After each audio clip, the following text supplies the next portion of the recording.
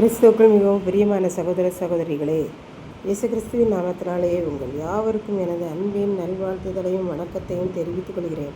இன்றைய பகலின் குளிர்ச்சியான நாளின் தியான வசனம் எஸ்ரா 9ஆம் அதிகாரம் 2ஆம் வசனம். பிரபுக்களின் கையும் அதிகாரிகளின் கையும் இந்த குற்றத்தில் முந்தினதாயிருக்கிறது என்றார்கள். எஸ்ராவிடம் அர்தசஷ்டா ராஜா கொடுத்த தேவாலயத்துக்கு அடுத்த சன்னதுகளை எல்லாம் எருசலேமுக்கு கொண்டு வந்து நைல் நதிக்கு இந்த புறத்தில் இருக்கிற ராஜாவின் தேசாதிபதிகளிடமும் அதிகாரிகளிடமும் ஒப்படைத்தார்கள். அதனால் அவர்கள் ஜனங்களுக்கும் தேவனுடைய ஆலயத்துக்கும் உதவியாயிருந்தார்கள். இவைகளையெல்லாம் செய்து தேவாலயத்துக்கு உண்டான காரியங்கள் யாவும் முடிந்த பின்பு பிரபுக்கள் எஸ்ராவிடம் போய், ஜனங்கள், ஆசாரியர்கள், லேவியர்கள் எல்லாரும் எருசலேம், யூதா, சமாரியாவில் இருக்கிற கானானியர், ஏத்தியர் போன்ற அந்நிய ஜனங்களுக்கும் அவர்களுடைய அருவருப்பாகிய அவர்களுடைய தெய்வங்களுக்கும் விலகி இருக்கவில்லை. எப்படி என்றால், அவர்களுடைய குமாரத்திகளை ஆசாரியர்களும் லேவியர்களும் தாங்களும் பெண் கொண்டு தங்கள் பிள்ளைகளுக்கும் பெண் கொண்டார்கள். இப்படியே ஆண்டவருடைய பிள்ளைகளாகிய பரிசுத்தமானவர்களுடைய வித்து அந்நிய மக்களோடு கலந்து ஒரு கலப்பட இனத்தவர்கள் உருவாகிவிட்டார்கள். இந்த குற்றத்திலே பிரபுக்கள் அதிகாரிகளுடைய கண்கள் முதன்மையாக இருக்கிறது என்று கூறினார்கள்.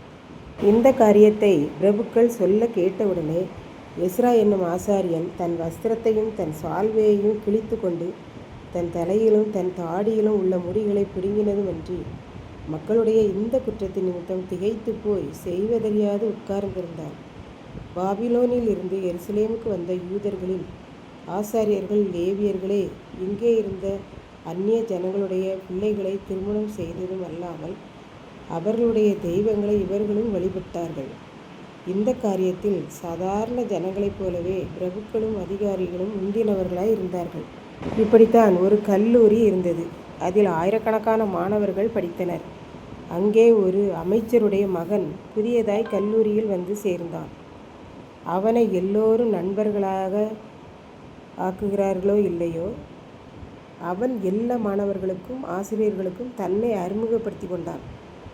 எல்லா ஆசிரியர்களும் நம்முடைய கல்லூரியில் அமைச்சருடைய மகன் படிக்கிறான் என்று மிகவும் பெருமைப்பட்டார்கள். முதல் செமஸ்டர் தேர்வு வந்தது. அவன் சரியாக படிக்கவும் மாட்டான், ஒழுங்காக கல்லூரிக்கு வரவும் மாட்டான்.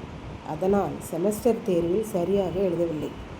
மேலும் கல்லூரியில் ஸ்ட்ரைக் பண்ணுவதில் இவன் முதலில் இருப்பான். தான் போதைப் பொருள்களை பயன்படுத்துகிறது மாத்திரமல்ல, மற்ற மாணவர்களுக்கும் வாங்கி கொடுப்பான்.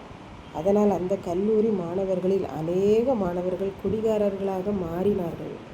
பின்பு ஆசிரியர்கள், ஏன் நீ நேற்று கல்லூரிக்கு வரவில்லை என்று கேட்டால் உடனே ஆசிரியர்களை மிரட்டுவான். நான் யார் தெரியுமா? நான் நினைத்தால் உங்களை வேலையை விட்டு தூக்கி விடுவேன். ஜாக்கிரதையாக இருந்து கொள்ளுங்கள். என்னை நீங்கள் குற்றப்படுத்தினால் நான் உங்களை என்ன வேண்டுமானாலும் செய்வேன். மரியாதையாக எல்லா செமஸ்டர் தேர்விலும் என்னை பாஸ் பண்ணி போடுங்கள் என்று மிரட்டுவான். எல்லா குற்றத்திலும் இவனுடைய கை முந்தினதாய் இருந்தது. இதை கேட்டுக்கொண்டிருக்கும் எனக்கன்பானவர்களே, இன்றைக்கு நம்மில் சிலர் இப்படித்தான் இருக்கிறார்கள். எந்த விதத்திலும் நாம் இந்த நிலைமைக்கு போகாமல் இருக்க வேண்டும் என்று கற்றுக்கொள்கிறோம். எந்த குற்றத்திலும் நாமே முந்தினவர்களாய் இருக்கக்கூடாது. அன்று எஸ்ரா என்னும் ஆசாரியன் காலத்தில் சரியாக இருக்க வேண்டிய பிரபுக்களும் அதிகாரிகளுமே முதலாவது அந்நிய பெண்களை திருமணம் செய்து அந்நிய தெய்வங்களை வணங்கினார்கள் என்று பார்க்கின்றோம்.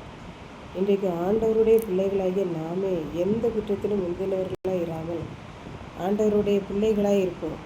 ஆசீர்வாதத்தை பெற்றுக்கொள்வோம். கர்த்தர் தாமே இந்த வார்த்தைகளை ஆசீர்வதிப்பாராக. ஆமாம். ஜெபம். அன்பின் ஆண்டவரே, இந்த அருமையான நல்ல நாளுக்காக நன்றியோடு ஸ்தோத்திரிக்கிறேன்.